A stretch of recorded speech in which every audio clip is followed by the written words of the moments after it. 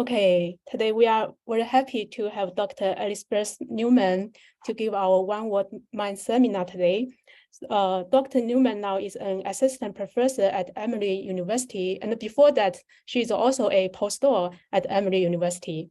And she graduated from Tufts University. Her research interests include the multidimensional algebra, numerical linear algebra, machine learning, deep neural networks, and optimizations. Okay, it's your turn. Thanks so much, Langshu, for the invitation and for the nice introduction. Very happy to be here and giving this talk. I've attended some of these seminars as well, and they're always quite enjoyable. So I hope I live up to that expectation. Today I'm going to talk about a fairly recent paper on Tensor Algebra for optimal representation and compression of multiway data. This is joint work with my PhD advisor, Misha Kilmer, Lior Horish from IBM, and Chaim Evron from Tel Aviv University. So some great collaborators, and very excited to share this work with you in this forum. So I wanted to start this talk, which doesn't always work well virtually, but I want to start this talk with a little game. Okay, so I've created some data. And I've done what we do in many algorithms, and I've stored this data as a vector. And the question is, what does this data represent? Right? Maybe blue is ones, white is zeros. What is this data? And in short, you probably have no idea just from this vectorized representation. But if I show you what the data really looks like in its natural structure, you might understand that there's some relationship in these blue points, right? In particular, we get this nice picture here. And this is sort of the central theme of this talk is data are natively high dimensional. In this case, this is a two-dimensional piece of data. And we want to respect that native structure and take advantage of that in how we handle data, how we extract information from that. That's kind of the central theme here. So what kind of data are multidimensional? Well, there's a lot of it out there. So something like computer vision tasks, you have images of different people with different orientations, different lightings. This is inherently multidimensional. Medical imaging, data mining, more recently in kind of neural applications and some other social networkings, signal processing, lots of applications inherently have this multidimensional structure. Data have these correlations that can't be captured in just these one-dimensional vectors. So for us today, we want to look at this multidimensional data and think about kind of how we can exploit this in our algorithms. So what we're going to be searching for is what we'll call the Holy Grail for today. So our quest for today is to find an optimal compressed representation of our data. And what I mean by that, compression can be many things. What I'm focused on today is the notion of rank and of low rank representations. So in a matrix case, let's say I have a matrix A. If it's a rank R matrix, I can write it as the sum of R rank 1 matrices. And I can get this sum by computing a singular value decomposition of my matrix. The matrix Holy Grail, the optimal compressed representation, is actually comes from the matrix SVD. It's the truncated matrix SVD. So if I take the first K terms, that's the best rank K approximation to my original matrix A. So this Eckert-Young theorem is optimal. You can see kind of in this video, we're looking at an optimal compressed representation of this video. And maybe some of you get the reference here, but we're looking at the optimal compressed representation in the matrix setting. And the question we're going to be exploring today is, does this Eckert-Young property hold for tensors? Can we do something similar of getting an optimal tensor compressed representation for the data? And how does that compare? Is that better? All these questions we're going to answer. This red question is actually a very loaded question here, because I haven't told you one important thing, and that is what do I mean by the rank of the tensor? So let's look at kind of popular tensor decompositions and how they talk about rank. So sort of the classical example of a CP decomposition, we'll take a tensor and try to break it into the sum of rank 1 tensors, a nice analogy to the matrix case, where we kind of get these chicken feet looking rank 1 tensors. Another classical example is the Tucker or the higher order singular value decomposition. These types of approaches that try to break down a tensor into this kind of core tensor and some factor matrices. And these bring different notions of rank depending on the choice of decomposition. More modern approaches like Tensor-Train break these tensors into kind of these entry-wise factorizations. So I know how to represent each entry of the tensor based on these cores right here that I know how to combine them to get back to the original tensor. And effectively the size, the number of factors, the size of the factors, all of these give a just different notion of rank. And depending on your application, these different decompositions have different advantages, and different disadvantages as well. But all of the decompositions you see on this slide have a common challenge, namely that if we have a certain decomposition and we truncate, this is a suboptimal low rank approximation. In short, Eckert-Young doesn't hold. So if I look at the CP as the most illustrative example, if I actually have a CP rank R exact representation of my tensor, and I truncate it to the most important K factors, that will not be the best CP rank K approximation. So we don't get optimality so easily in these settings. So how are we going to fix this? What are we going to do in this talk? And we're going to add a new property that'll give us this ability to find these optimal compressed representations. And this property is called matrix-mimeticity. So what do I mean by this? Well, another old reference for those who enjoy this. But what I mean by mimeticity is something I could tell my linear algebra students. In linear algebra, we have things like scalars, vectors, and matrices. We know how they play.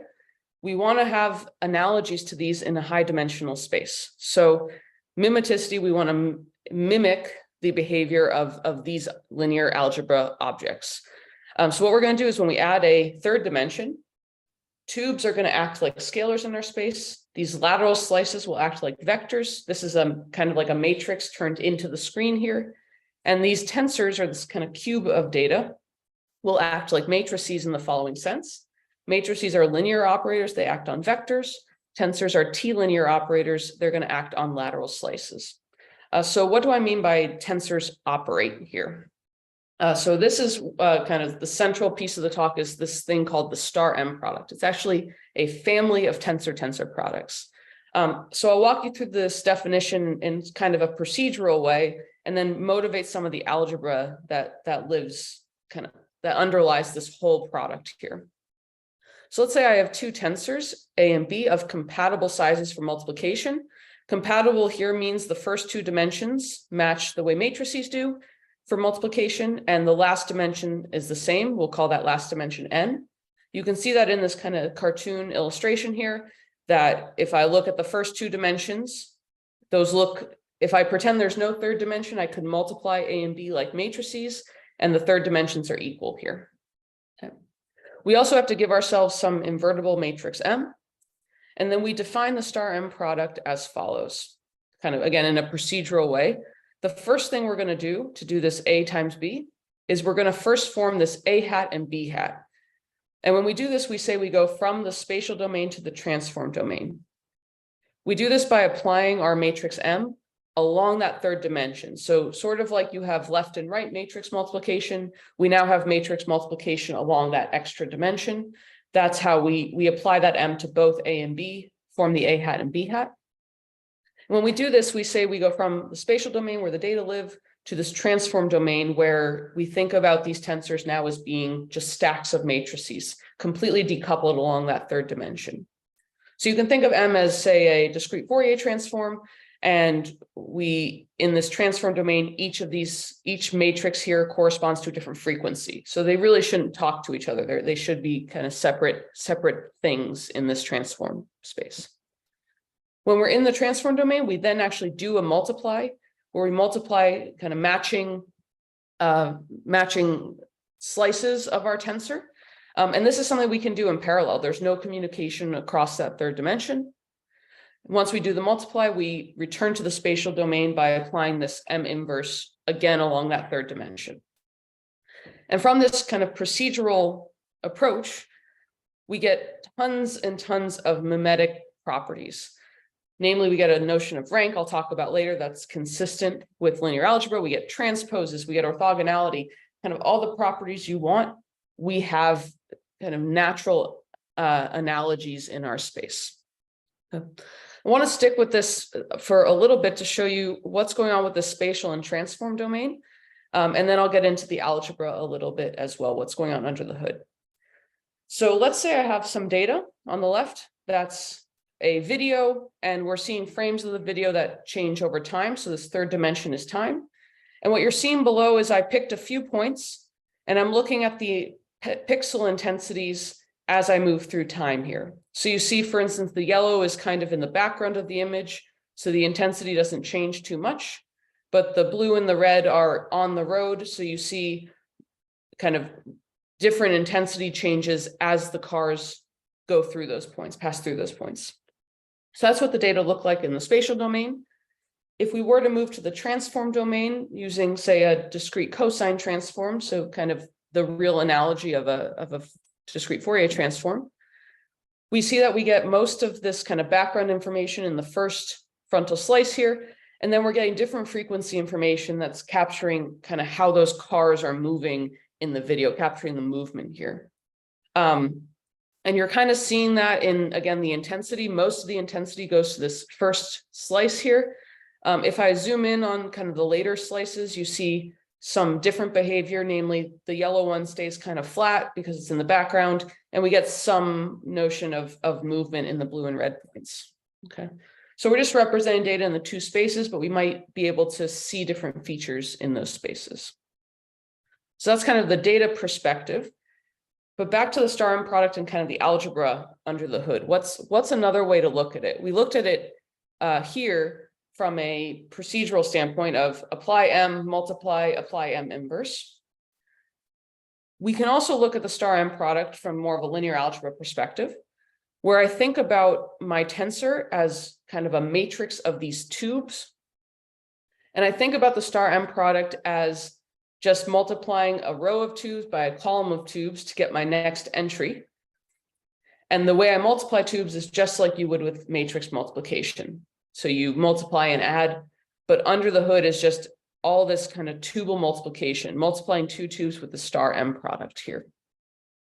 So that's another way, kind of all the algebra hinges on how we multiply tubes together in this space. Okay. So let's talk a little bit about that Tubal multiplication.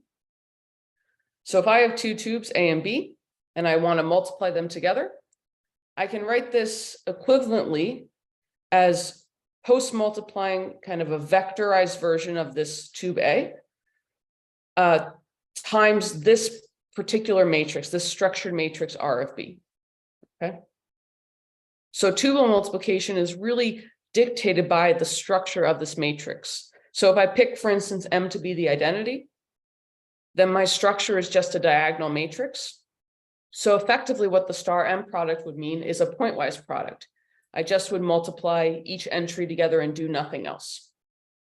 If I choose M to be a different matrix, say the discrete Fourier transform, the structure of this R of B is a circulant matrix. So multiplying these tubes, you get kind of this algebra of circulants under the hood, and you can get different properties, and the choice, this kind of choice of product can be well chosen for your application and give you different algebraic properties that you might care about here.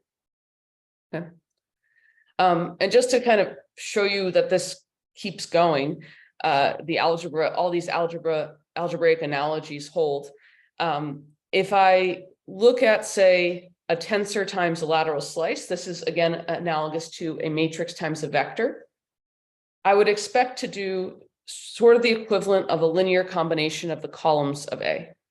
What that looks like in the tensor space is I do a linear combination of these lateral slices. So I've just turned these into the screen, so it looks like a matrix now. And I post multiply by these structured matrices here.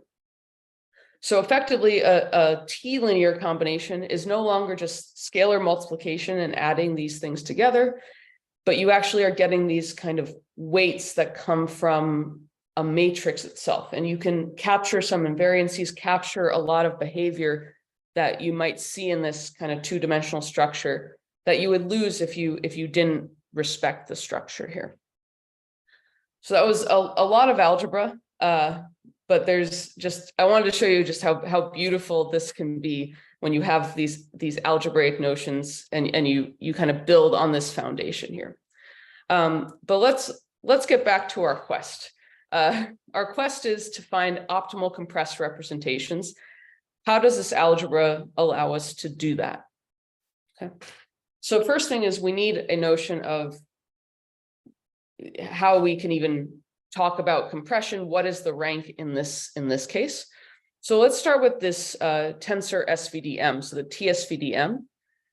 And what we can do is we can break down any tensor into three tensors, U, S, and V transpose, where U and V are unitary, and S is this facewise diagonal tensor, where these tubes on the diagonal have an ordering on them as well.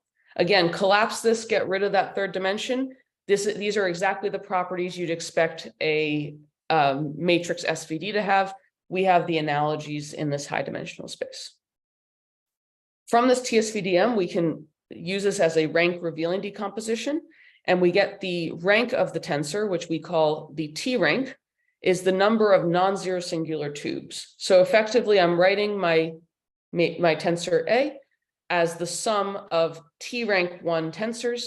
And if this tube is non-zero, then it's an important factor. So we add it up and we get this kind of T rank R representation of our tensor A. And with this definition of rank, we're going to finish our quest very quickly. We get actually an Eckert-Young theorem for tensors, namely that if I want to find, I have a T rank R representation of my tensor A, or it is T rank R. If I want to find the best T rank kappa approximation, I just have to truncate, just like I would do with a matrix SVD.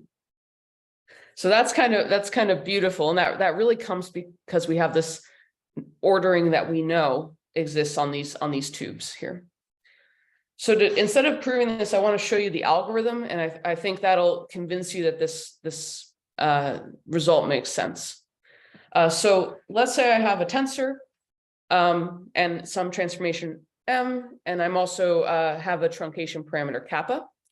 To compute the t-SVDM, I first apply that M along the third dimension, so move to the transform domain. I take a matrix SVD of each frontal slice. This is something we can do in parallel, so we can don't have to communicate across that third dimension. Then I truncate each of those frontal slices to the first kappa singular values, and then I return to the spatial domain by applying M inverse, and that's how we compute a t-SVDM. Okay. Now it's this step right here where we truncate that we're preserving optimality here. So all of these have this matrix Eckert-Young theorem. We're leveraging that to get this tensor Eckert-Young theorem. So we actually know that this is the best T rank kappa approximation to our tensor A. To give you another perspective on what's going on here, we can also look at this t-SVDM from globally, what's going on overall. And we can think of it as in the transform domain. So we've applied M, and then we compute all those matrix SVDs. We can think about this as a block diagonal matrix, where the blocks are those frontal slices, those stacks of matrices. And it's really just this kind of block SVD here. And when we look at it from this global perspective, we might notice something interesting, namely that this block diagonal of this S hat is still a diagonal matrix. So an alternative approach, instead of doing this t-SVDM, is to do this variant, this t-SVDM2. where we can think about globally reordering these singular values using this matrix P, and that is what we'll then use to form a compressed representation. Okay. So just to show you in the algorithm side what's going on here. This is where we were with the t-SVDM. And what we're going to do instead of truncating all those slices exactly the same way, we're going to look at overall which are the largest singular values. And this we're going to truncate with a different notion of rank. I'll talk about it on the next slide. But we're really capturing just the largest singular values, and we kind of ignore the other ones that aren't large enough to be of use to us for our representation. Here if we want to store in a compressed way, we can just store this information in the transform domain, because we do lose some of that tensor structure here, or we can fill in with zeros and store it in the spatial domain. So now the question is, how do we choose these globally largest singular values, and what do we get any optimality properties from this? So again, we have this t-SVDM2 representation. This brings a different notion of rank than what we saw before. No longer the T rank. This instead we call the multi-rank, which is actually this tuple row that gives this a rank per frontal slice, per slice here in the transform domain. So in this case, the multi-rank of this tensor would be 5300. That would be the multi-rank. Okay. So with this notion of multi-rank, we still get Eckert-Young to hold. So the t-SVDM2 is still the optimal multi-rank. A truncated t-SVDM2 is still the optimal multi-rank approximation. But moreover, we can say something even perhaps more quite exciting from my end, is we can actually compare the t-SVDM to the t-SVDM2. And what we can say is that if we choose truncations, comparable truncation levels, the t-SVDM2 produces a better approximation to our data A than the t-SVDM. Okay, and the way we compare these two is we pick this truncation parameter kappa, and then we choose this energy parameter gamma based on this truncation. And this gamma dictates how many of these singular values we need to store. Okay. So that's just two different ways to truncate, but there are natural relationships between the two. Okay. So this was kind of a first step where we started to see, okay, we can compare these different decompositions. What about other decompositions? We've just looked at this t-SVDM. We know it's optimal in our setting. How does it compare to the matrix case or other tensor cases here? So I like to think of this as a friendly competition where we're going to compare this t-SVDM we're going to have it compete against other decompositions and see what wins based on the game we're playing. So first, we're going to look at this t-SVDM versus the matrix SVD, and let's see what happens here. And what we can say is that the t-SVDM can produce a better approximation. Let me clarify what I mean by that. So first, let me serve you data in two different ways. I have data stored as a tensor, and I have the same data stored as a matrix via this unfold operation. So what this does is if I have a tensor here, the unfold will just turn those lateral slices into vectors or columns of the matrix. Or alternatively, you can think of this as stacking frontal slices on top of one another. Okay, so I have data stored in two different ways. Then if I choose a truncation parameter K, and I form the t-SVDM approximation and the matrix SVD, the t-SVDM fits the data better for that same level of truncation. Okay, so this is quite an exciting result. If if I were a marketer, I'd say, this is optimal, right? This is Eckert-Young optimal, and we just got more optimal, right? We beat Eckert-Young. There's always a trade-off here, but that's just a fun, if I'm marketing, that's what I might say. This, of course, is only interesting if we get strict inequality at times, sometimes. This example actually covers that. So let's say I take a rank 1 approximation. So if I take a matrix rank 1 approximation to this matrix A, I get some error associated with that. If I take a t-SVDM T rank 1 approximation, I actually get no error because each frontal slice is a rank 1 matrix. So what's going on here is that by storing the data in this tensor format, we were able to reveal that there was this structure that we lost in the matrix, namely that these blocks had low rank structure. And we could reveal that by storing the data in a different format. And that's kind of the take-home message, right? If data is naturally represented in a tensor format, there might be correlations that we can more efficiently represent that we might lose if we vectorize here. So just to show a quick example. Excuse me, I have a question here. Yeah. Since for here, like for the tuple rank, it seems like the rank is for each tuple. I think it's more like it's very natural to ask if we unfold this into a matrix, the rank for the matrix case should be some k times n. Have you tried to compare this a minus a k n? So no, we actually aren't comparing that because it's the same amount of truncation.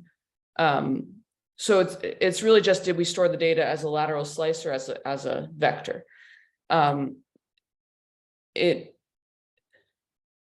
In terms of storage, actually, so if I just look at, I have to form a basis U and some coefficients when I take the SVD. The storage of U, that basis, is the same for the same level of truncation, whether you're in the matrix or tensor case. So it's actually a fair comparison for what we're doing. Yeah, yeah. Did that answer your question? Yeah, thank you. Yeah. Thanks for the question. Okay. Just to give a numerical result here, we looked at this YaleFaces database with lots of images of different people, different lightings, but a lot of redundancy that we want to exploit here. And I'm going to show you this picture later in the talk as well, so let me walk you through it. We're going to compare this relative error to the compression ratio. And what we want is to have a small relative error, so we want to fit the data really well, and but we don't want to store a lot, so we want a high compression ratio here. So we're looking to be in this upper left as close as we can for this kind of plot. And first, let me show you that this matrix SVD is in blue, performs the worst in terms of relative error versus compression ratio. And the points you're seeing here are the particular choices of truncation parameter, but this matches the theory. What the theory matches is that our relative error should be better. We're also seeing we get better compression as well. The different colored lines for the t-SVDM2 correspond to different choices of truncation, or of transformation, of transformation. And we see that with a random orthogonal matrix, we don't do much better than the matrix SVD. That's okay, that makes sense. But if we pick good choices of transformation, this is a data-dependent one I'll talk about a little later, but something that exploits some structure in the data, we get pretty nice rise in this compression ratio, and don't see the relative error increasing too much. So this was quite exciting, but also shows that the transformation does play a role in the quality of the approximation and the amount of compression we can get. So the next example, so we can compete with the matrix SVD. That's kind of the takeaway here. The next example is, what about other tensor decompositions? And we're going to compare the t-SVDM to this higher order singular value decomposition, the HOSVD. I want to walk you through a little bit how we get here. So the whole goal of this slide is we're going to express this higher order, this HOSVD in the star M framework. So we're going to write it with a star M product. Okay. So first, what we're going to do is we're going to take our tensor A and we're going to try to approximate it with this truncated HOSVD. So that corresponds to kind of truncating the factor matrices here and truncating the core simultaneously. Okay. Now we're going to make a very important choice to talk about this in the star M framework. And we're going to pick our transformation carefully. Our transformation is going to be this ZH or this Z transpose, and the inverse is then Z. So where the Z comes from is it comes from a matrix SVD from unfolding the tensor in a certain way or matricizing the tensor. But it comes from the data itself. Okay. So now with this is the choice we're going to make for the transformation. Now, what I'm going to do is I'm going to move this Z to the other side of the equal sign by applying this Z transpose. And when we do this, we now have on this side, we have our tensor times this Z transpose along the third dimension. That's exactly this AK hat. It means we're in the transform domain now. Okay. So we're in the transform domain on the left now. The next thing we're going to do is we're going to rewrite this mode 1 and mode 2 product using we're going to write it with this face-wise product instead. So what we're going to do is mode 1 means multiply from the left every frontal slice here. So we're just going to copy that matrix Q for along that third dimension, and then we multiply with the face-wise product here. That's the same thing as the mode 1 product.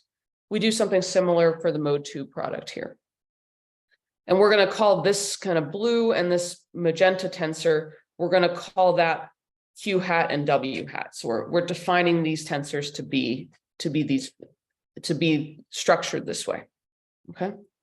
Now, when we do this, we now have this AK hat is equal to 3 matrices with hats on them, multiplied in the face with the face-wise product. This is exactly what we do in the transform domain. So we can then return to the spatial domain with this star M product. But again, M is very carefully chosen here. Okay. So once we have this HOSVD in the star M framework, we can then talk about compare it to the t-SVDM. Namely, we can say that the t-SVDM produces a better fit than the HOSVD. And really that comes down to this core tensor here. We can talk about kind of the T rank of this core. And we know we can get, so the T rank of this core is no greater than kappa. And we can get the best T rank kappa approximation. So we're kind of leveraging our Eckert-Young theorem to say that we can also get a better approximation for the same amount of truncation as the HOSVD. Okay. So just to give you a quick kind of a fun illustration of this, we're going to look at this car video that we saw before. It's stored a little differently, and if I have time, I'll chat about it. But what we're trying to do is approximate this video as best we can. We're looking for a low relative error. That means a good approximation, but we want a high compression ratio. Okay. And the way we did this experiment is we tried to get a similar level of compression, and then we looked at the relative error here. And let's first compare this t-SVDM2 approximation to the matrix SVD. Okay. And what you see with the matrix SVD is there's a lot of this kind of ghosting behavior, that we're losing the fact that these cars are glued together in the video and they just kind of blend. And the reason that's happening is based on how we're storing the data and the information we're losing. So here we store, each frame is stored as a lateral slice of our tensor, or as a vectorized as a column of our matrix. And then we take an SVD. So we're vectorizing these frames, we're vectorizing these images, and we're losing all the spatial relationships when we do that. That's what you're seeing in this SVD case. So we capture the background well, but we're not capturing the fact that these cars from one frame to another are actually correlated. Okay. We also compared this to the HOSVD, which does a better job. Again, tensor approaches respect the structure in this data better. But we still could see a better result from the t-SVDM2 in terms of the relative error for about the same level of compression. Okay, and we do see a little bit of ghosting here, but not so bad. But that's kind of a fun result, I think. Is there a question? Sorry, Elizabeth, could you say again how the frames are oriented in the t-SVDM2 model? Yeah, and I can show you a picture later as well. But the frames of the video are stored as lateral slices. Gotcha. So the second dimension is the time in this case. Okay, thanks. Yeah, thanks. Okay. So the last comparison I want to do, and I think hopefully we're doing well on time here, is compare the t-SVDM to a tensor-train decomposition approach. Okay, so a more modern approach. And this one, I want to walk you through how this t-SVD, the Tensor-Train SVD, is formed. And then I'll kind of show you, give you a quick theorem of that we can get a better approximation with the t-SVDM. So first, let's just remind ourselves we have some tensor A. We can unfold this to form a matrix. That's what we did when we compared the t-SVDM to the matrix SVD. We did this unfold operation.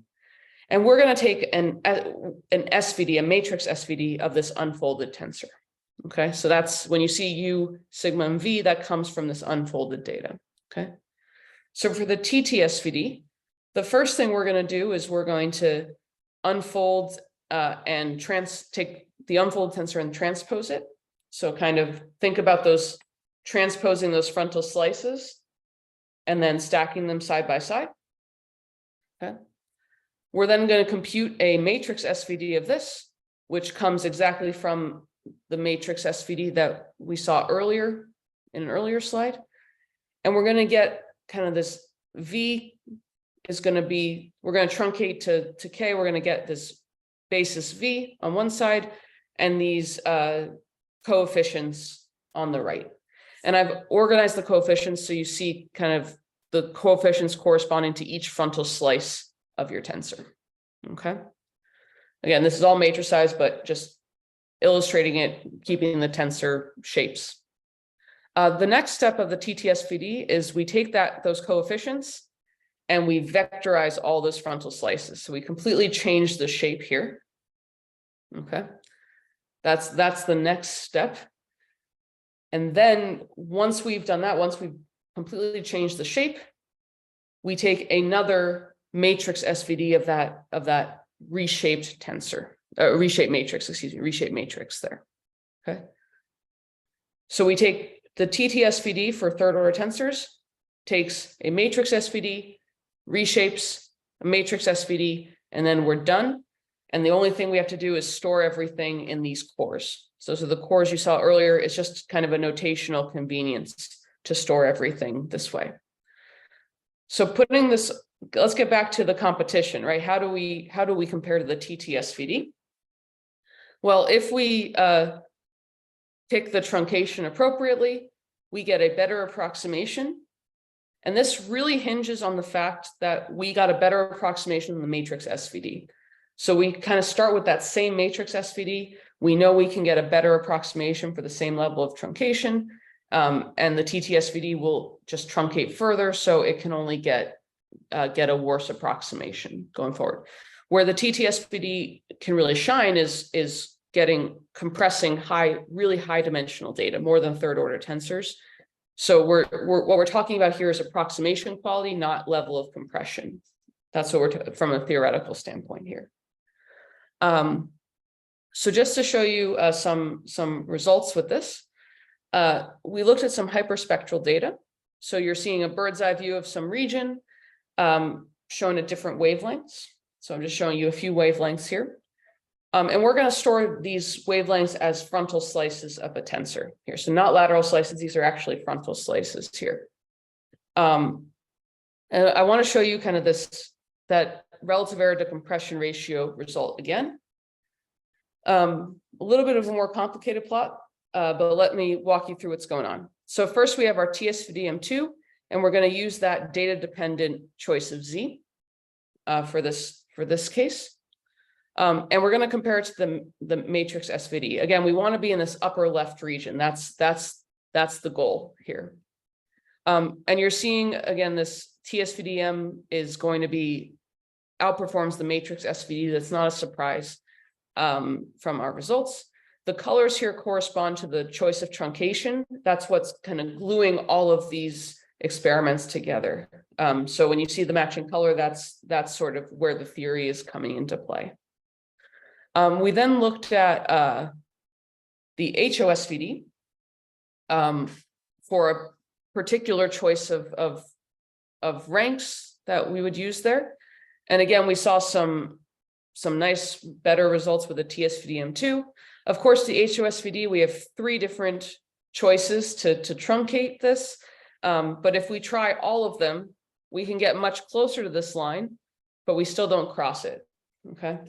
And what's really driving this kind of upward movement of the colors is if we truncate this 3rd dimension, this K3. So we just don't need all that information. So you're not seeing a ton of change in the relative error, but you're seeing improved compression. But still, even at the best, the t-SVDM2 gives us a better relative error compression to compression ratio. We also looked at the t-SVD. And again, we see some work competitive with that, or it's competitive with us, I should say. We start seeing some nice kind of separation in this region. Again, we just have to pick one truncation parameter. You have to pick a few for the t-SVD, so it takes a little bit longer to find a good selection here. Okay. So just to where has this worked? This work has happened, a few, I guess in 2021, I think.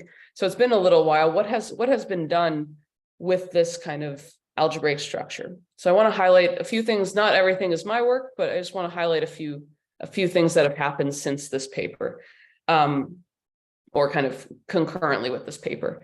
So the first one I want to mention is this by Osman Malik and Shashanka Uberu. They did some work with these dynamic graph convolutional neural networks, where they represented this. So that's Osman, that's Shashanka, and this is a QR code to their paper if you're interested.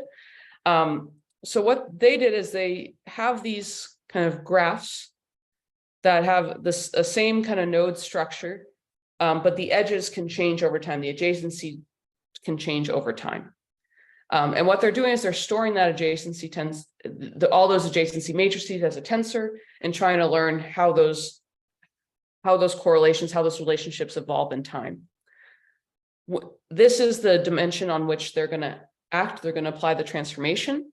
So they had to pick a very specific choice of transformation to really take advantage of these structures here.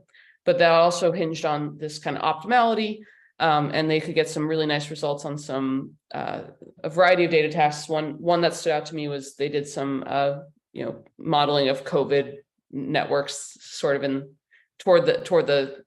they started this during the COVID era kind of time. So that's one piece of work I want to highlight.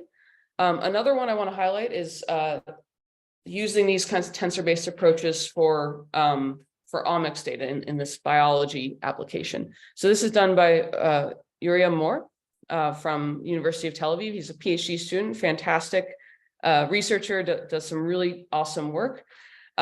So he developed this tensor component analysis with the star M product. This is called TCAM. And what this is really used for is to kind of be able to analyze omics data, kind of how all these different omics over time. So you get kind of these natural tensor structures where you have your patients or your subjects, you're looking at different features, so you're measuring different different kind of personalized statistics about them, and you look at it over time. And using a t-SVDM for this produced some really nice results. And again, his paper, feel free to look at the QR code, really, really excellent work here. The last thing I want to highlight is some work that was done by some of my RU students a few years ago. So at Emory, we have this RU in computational math for data science. So the inaugural one, I did a project on using tensor approaches to classify f-MRI data. And my students here, so this is Catherine Keegan, Tom V. Vishwanath, and Yiha Zhu, worked really hard it did an awesome job extending all this framework. I showed you all of this for third order tensors. They took it to any dimension, higher order tensors, and applied it to things like this f-MRI data here. So Katie's actually a PhD student at Emory now. Yiha is at Rice University, PhD student, and Tom V, I think, is exploring some data science options, doing some awesome things there. So really kind of cool just having this algebraic framework. We can do many different things, and excited to see where else this will go. So just to wrap up, some takeaways is that this matrix mimeticity gives us some nice algebraic properties we can exploit. The t-SVDM and t-SVDM2 give us these optimal compressed representations in this Eckert-Young sense. And the t-SVDM can be related and shown to give better representations than a variety of different decompositions. The next dimension, where are we going from here? Looking at extensions to higher order tensors. Again, my students did a lot of work on this, but we're looking to take that even further. Looking at overcoming some of the limitations of our framework, looking at multi-sided compression, sequential variance, automating the choice of those truncation parameters and other parameters involved. And then finding a good choice of transformation, I think is quite interesting going forward. So I just want to say thanks again. This is all based on this one paper. Feel free to ask questions now, send me an email. Happy to chat offline as well. So thanks so much for having me.